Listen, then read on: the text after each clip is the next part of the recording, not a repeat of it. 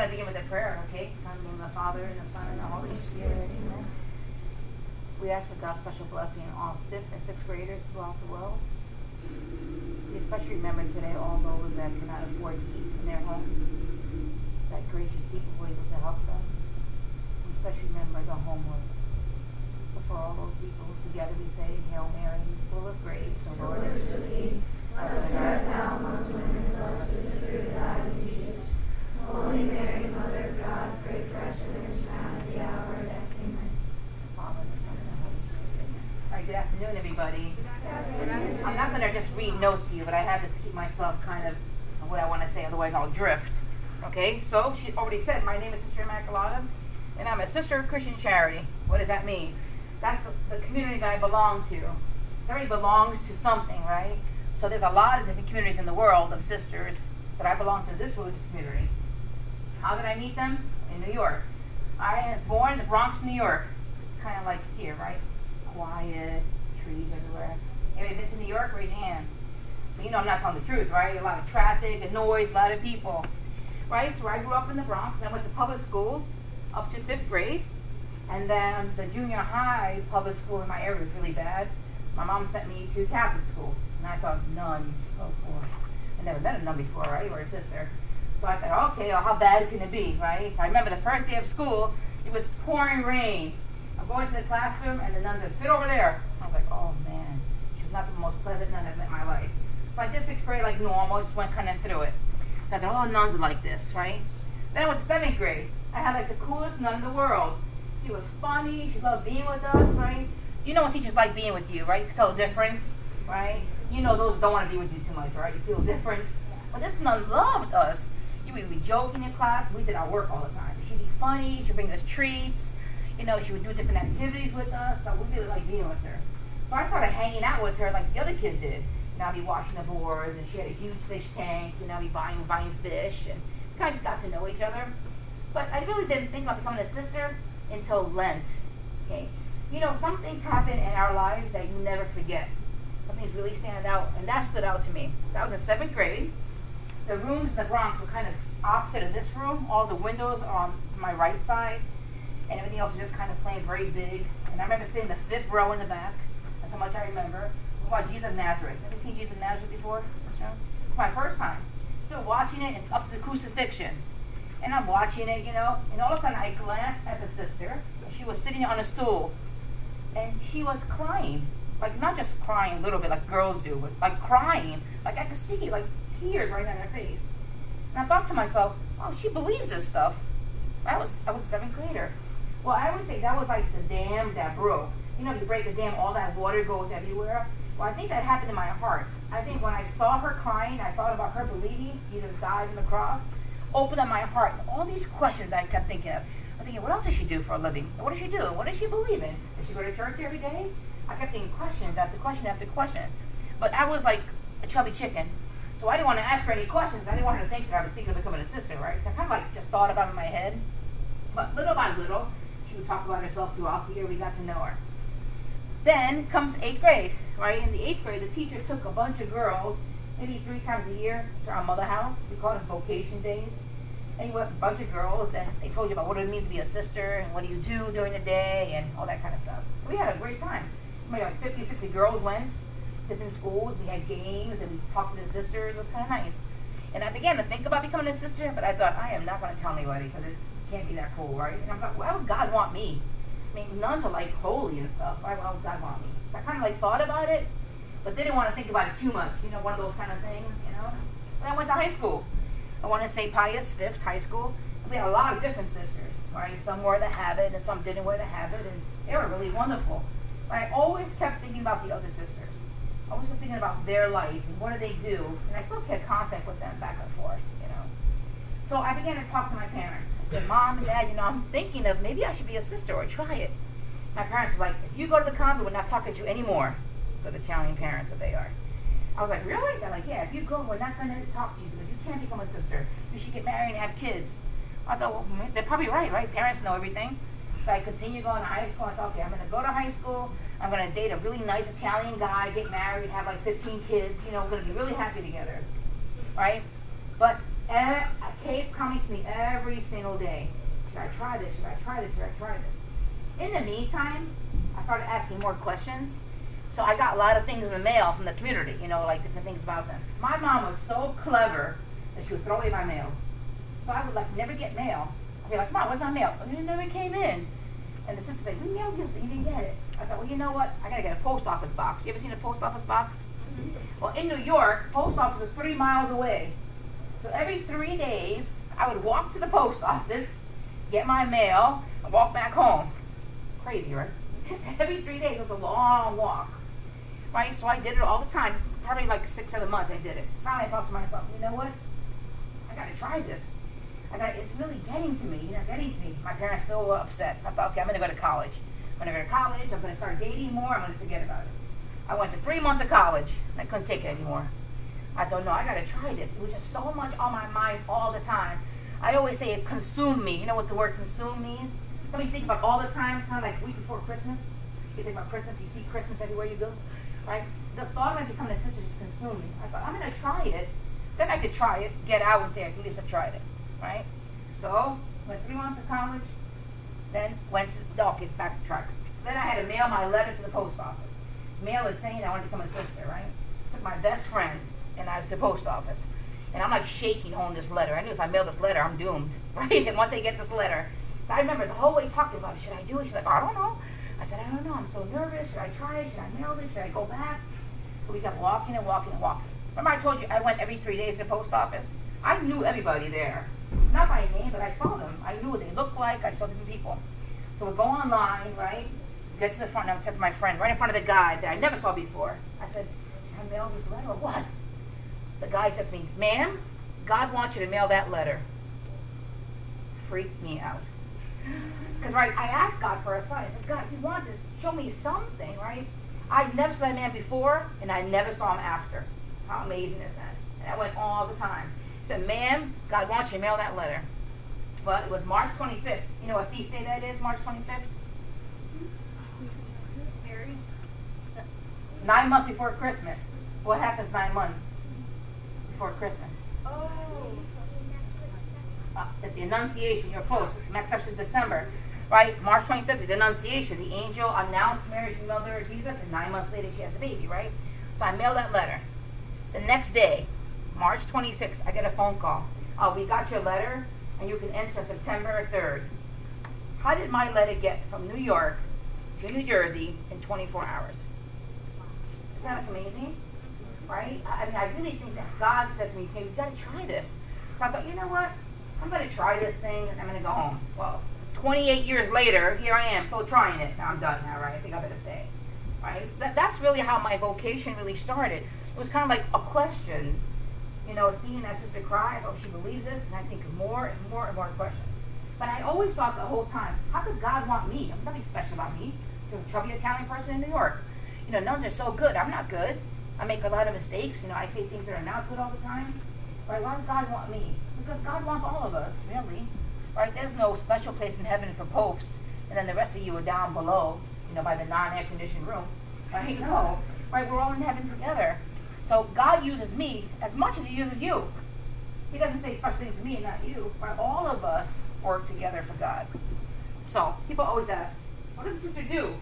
Right? What do you do all day long? Well, I'll back up to what I am. That's more important. So what a sister does, right? A sister makes 3 vows. All right? That's basically my life. It's 3 vows. There's poverty, chastity, and obedience. First one is chastity. Anybody hear the word chastity before? Okay. Chastity means that I've given myself to God. Right? Everyone in the world is called chastity. It means that you are faithful to your commitment. When you're married, you make a vow of chastity. You are faithful to the person that you married. Makes sense, right? For me, I am faithful to God, right? And that's why I wear the ring. The wedding band, like people that are married wear. Right? It's supposed to remind me of my commitment, right, to God. That God is the most important thing in my life, right? God is the center of what I'm doing and thinking all the time, okay? So that's where I'm chastity. The next one is obedience. Obedience probably is the hardest one for me, right? Obedience means that I listen and trust that God will tell me what He wants me to do in my life. You say, well, how do you know that? Is God put like a blimp in the sky and then you know? No, right? I trust that God speaks to the people that are in charge of me, kind of like your parents in a sense. your parents say, we're going to go visit your grandmother Saturday. You shouldn't say, why? Your parents know they want to go and you're going to go with them. So people in charge of me will say, Sister Immacolata, we think that you need to go to Ohio to work in a parish. And I said, really? So I prayed about it, they prayed about it, and that's the decision.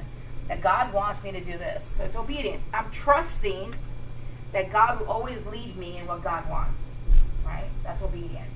The next one is poverty. Right? Poverty means I own nothing for myself. So like the car that I use belongs to my community. So I don't get a paycheck.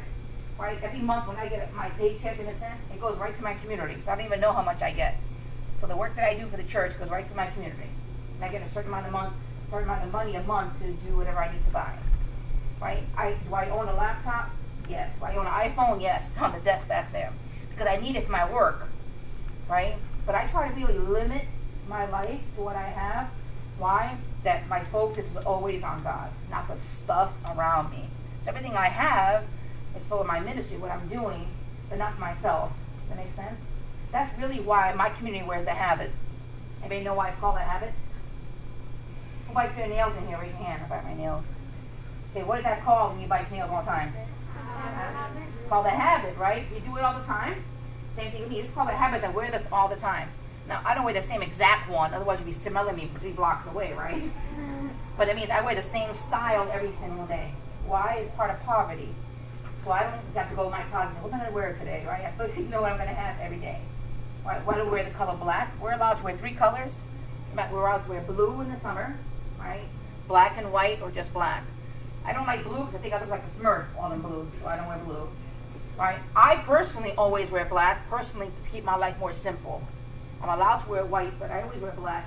It helps me keep my vow of poverty as simple as possible. Okay, that's for me personally. So I always just wear black. All right? Kind of makes sense. Okay? All right. So, that's what I am, right, as a sister. What do I do?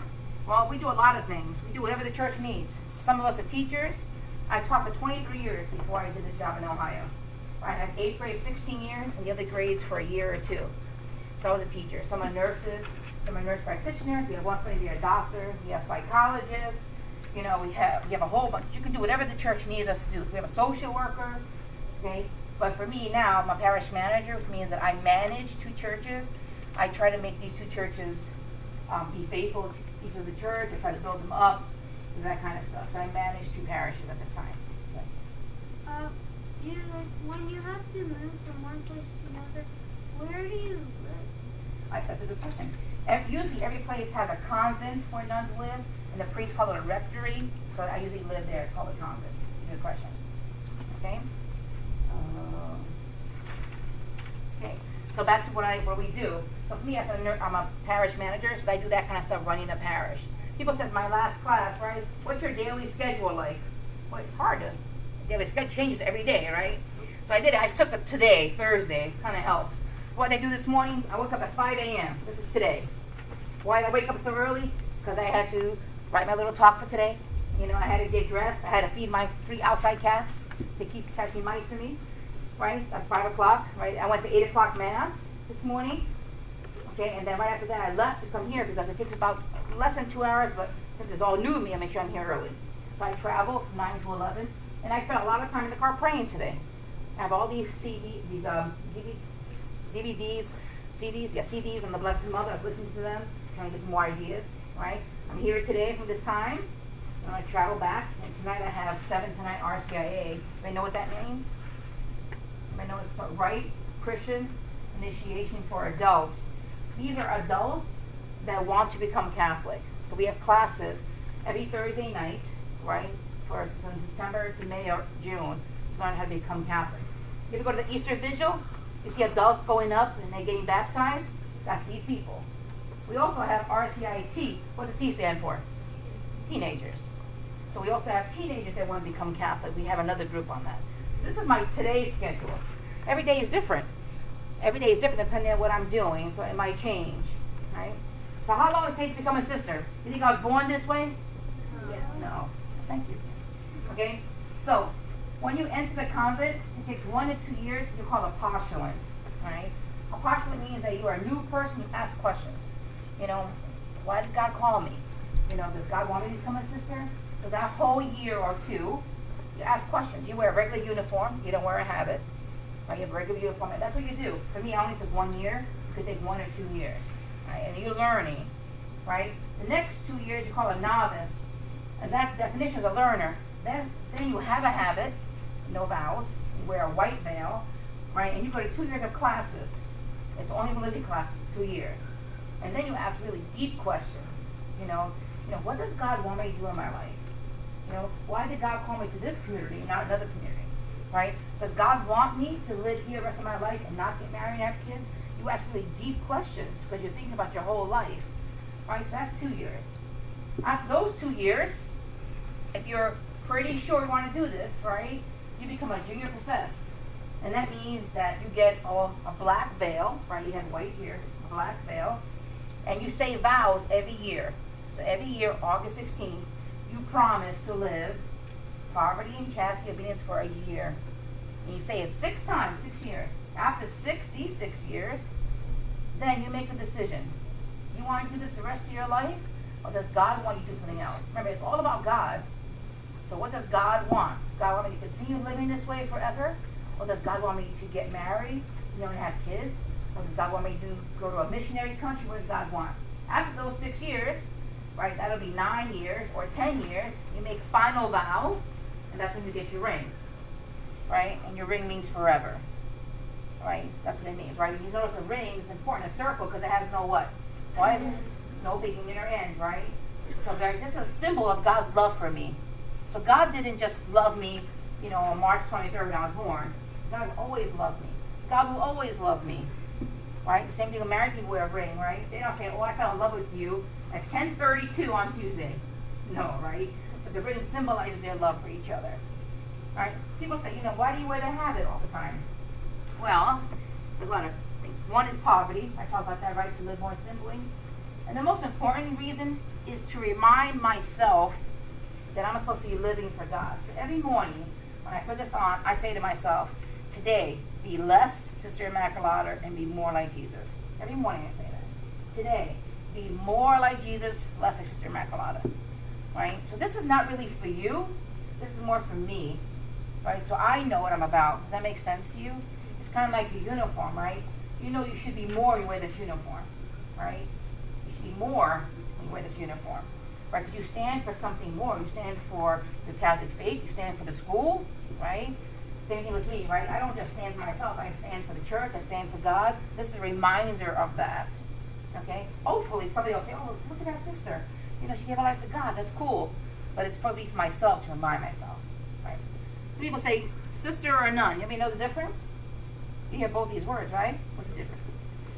Does a nun wear like a bigger hat? They can. Each community is different. But what a nun means, these are sisters that are called to not really work with people. They stay in the convents, right? And their main job is to pray.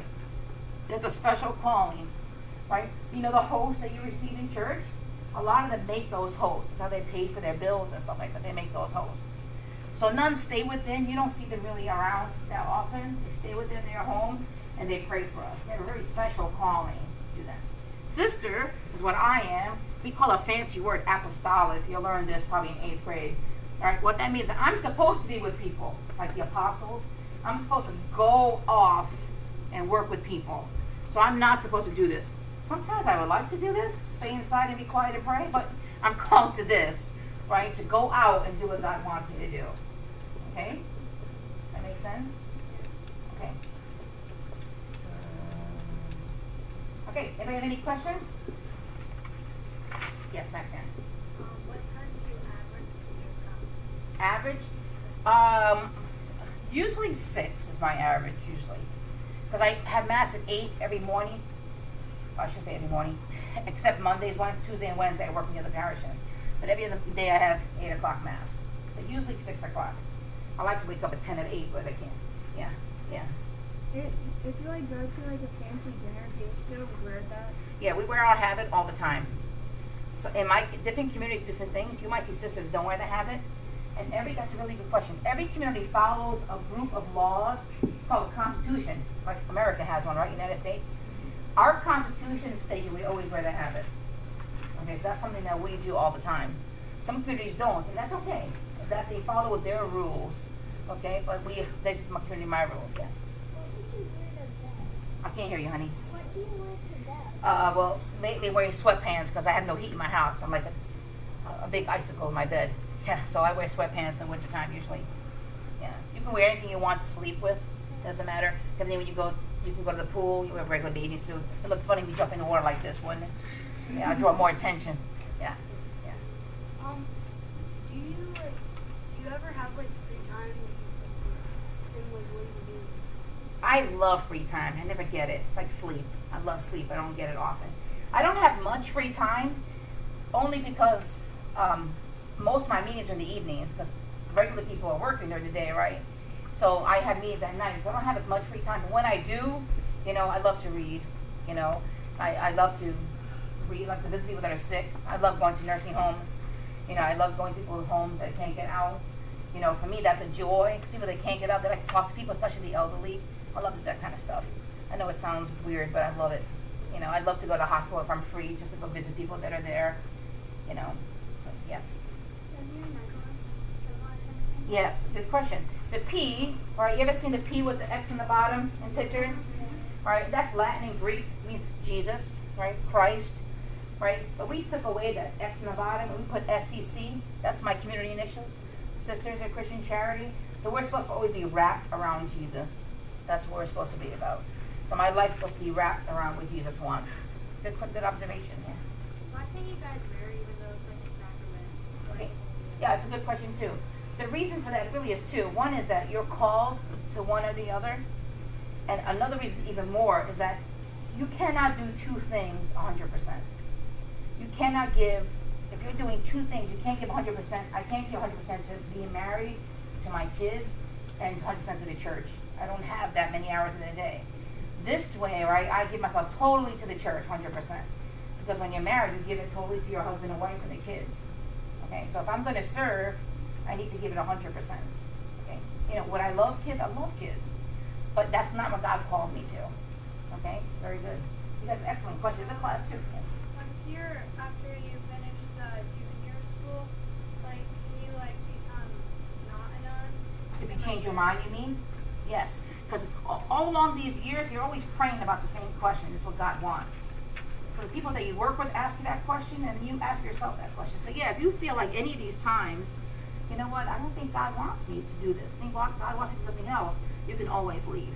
But after? Yeah, you can leave too. But the only thing is, you would hope that when you get your ring, you're more serious. You would hope. But can you still leave after that? You can. But it's more complicated, like when you're married. It's more complicated, right, after you're married. So yeah, definitely. You have to do all 3 steps. Yes. Yeah. The only thing that's different is either 1 to 2 years here, depending on your age, what you feel, the person in charge of you feels, If they feel like you're ready, you can do it in 1 year, But these are all, you have to go through the steps. Yeah. Because you learn something different each level, and each one you're living your life more seriously, in a sense. So here you're living a life, but you're just beginning. You do a little bit of things, you live in the house, but here you're living it really, you're learning. But here you make vows, you're actually living with people and you're living those vows. So you have to go through these steps. It's kind of like going through kindergarten, first, second grade. You can't just jump to 8th grade. There are things you need to learn along all those levels. Same thing here. Yeah. Do you have any hobbies? I love to read. I like to read. I like to watch Dr. Cole. I never get a chance to. Incredible Dr. Cole? Yes. Do you visit one? What, honey? Do you visit one? There is none around that I know of. There's none where I live. So I have never been to one. No place I've ever been there was one. Yeah. Same thing with prison. I've never been around. I think there was a prison for me to visit. I'd love to do that too sometime. Yeah. How many years did you take the first 1. I only took the 1 year. Yeah. I was in the advanced class. Just kidding. Yeah. Is there a punishment for breaking any vows? No. It's no punishment. It's just, well, it's serious, you know what I mean? The punishment would be that if you really would break a vow, then you would probably have to leave. But it's very, very rare for somebody to do that, you know what I mean? Usually, if you do something, it's like you forget your homework once, the teacher talks to you, or your parents talk to you. Usually, you did wrong, you don't do that again. Same thing with us. It's very rare that somebody would break a vow. It's very serious, too. remember that too, that when you do this, you're an adult woman, right? So you're more stable. So that's really good too. Yes. Has there been anybody who broke a vow? Not since I've been aware, but I'm sure there has been in time. I would think so. But not that I'm aware of in my community. But I would imagine, because people are people, right? Sometimes people do things that shouldn't. If someone leaves, are they allowed to come back? Yes, depending on what's the reason they left. So if they left because, they weren't sure at this time they were 18, 19 years old, yeah, but if, if they left and they were 50 and they want to come back when they're 80, probably not. Honey, put your pencil away. Probably not. But that makes sense? Yeah. Anybody have a baseball cap? You know that netting in that cap? Yeah. Same exact thing I have here. This is that netting. So right here is that netting. Just kind of goes on like a baseball cap. Just goes right down to my head. And these pins, I do think it goes right through my head, right? It doesn't. So the pin holds the white piece and the black piece together. That's what the pin does. And then it just goes on. Yeah. That'd be cool, wouldn't it? Goes right through. No. So the pin just holds the white and black piece together. So, and it just goes right on like a baseball cap in a sense, just that it has a veil part. Yeah. Do you other nuns ever cook for each other? Yeah, we cook all the time. We take turns using on the calendar. Right now, where I'm living now, I'm living by myself only because it's pretty remote. Your teacher knows where I live. There's really no sisters around. But I've always lived sisters at other places, and sometime I think they'll come. Usually we have like a calendar, and somebody else sign up for different days. Yes. I can't hear you, honey.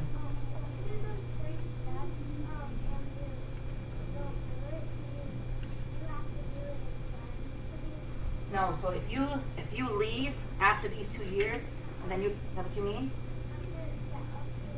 Right.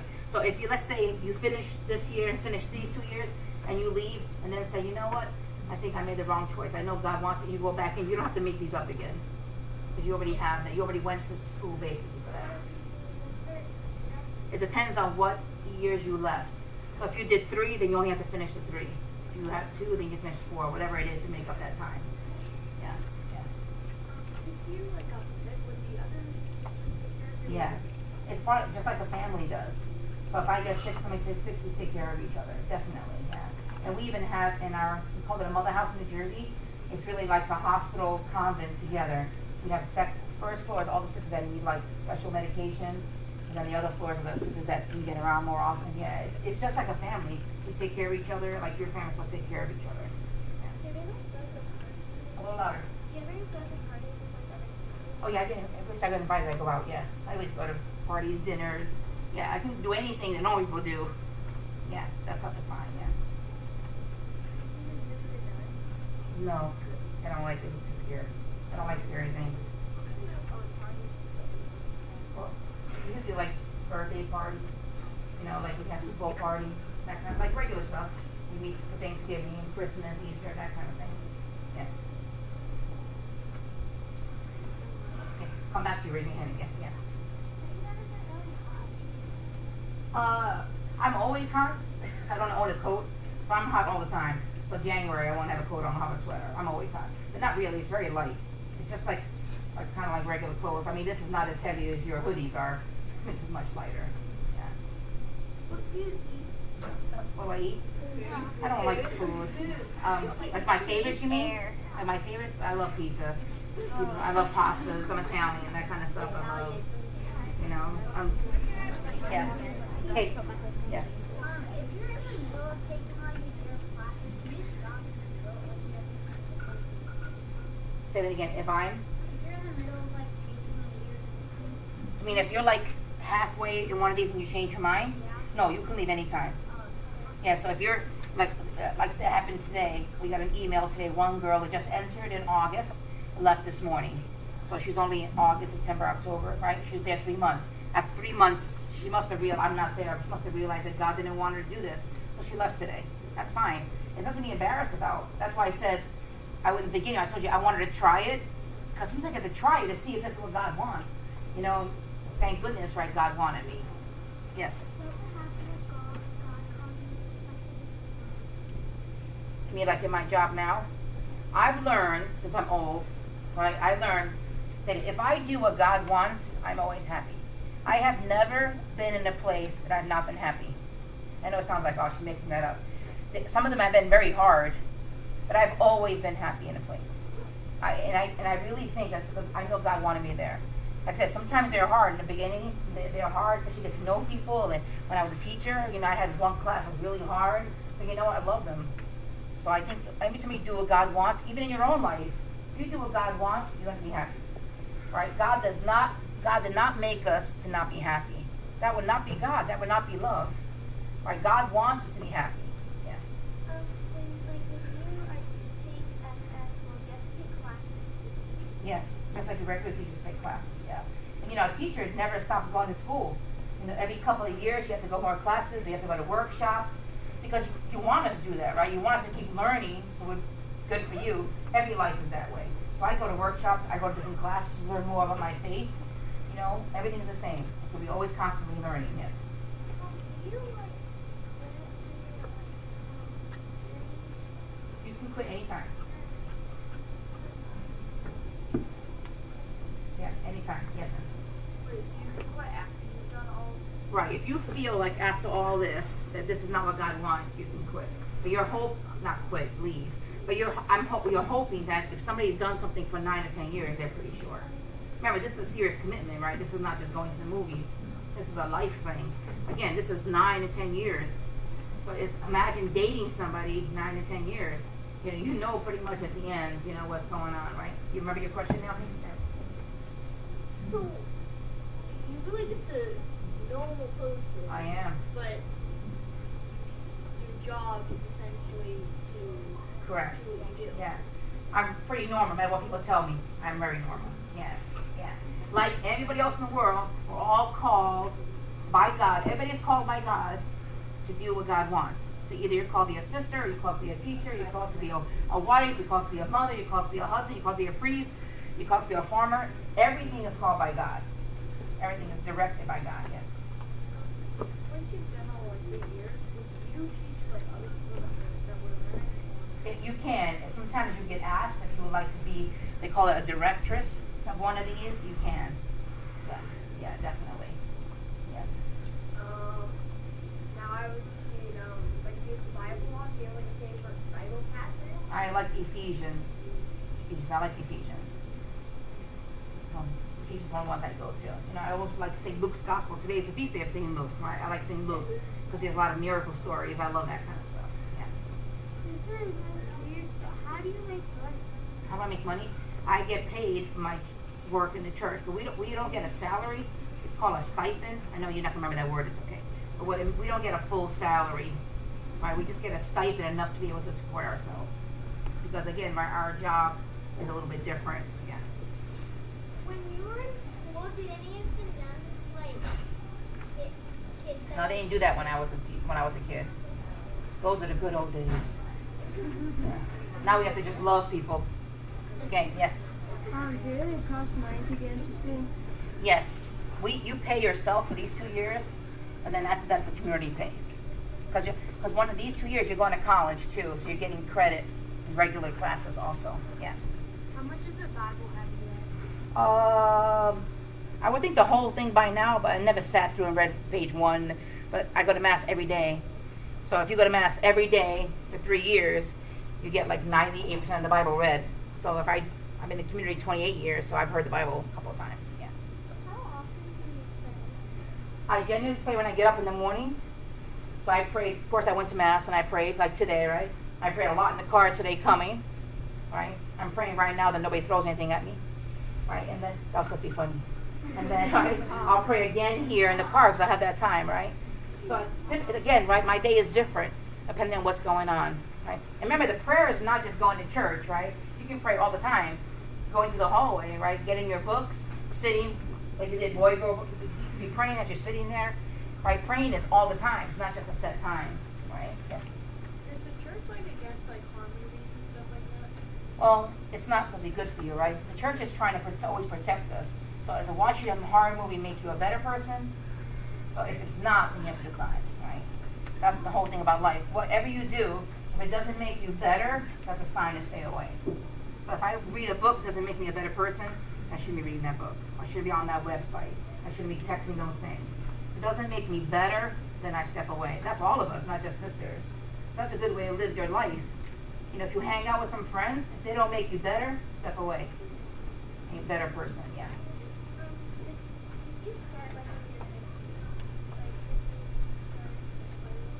I started at 18, right after high school. Can you start when can you answer the comment when you're 50? You can. It's a little different only because it's harder when you're older to do different things. But yes, people have Instagram when they're 50. Yeah, we just have somebody now who's 36, 37. And she has 2 kids. Her kids are in their late 20s. She wanted to become a sister, but there was no sisters where she lived. And now her kids are growing up, and she just entered the convent. You know, her kids are both in their late 20s, both girls, I think. But yeah, it can't happen. It doesn't happen all the time, but it happens. Yeah. I think just these 3 years ago, yes.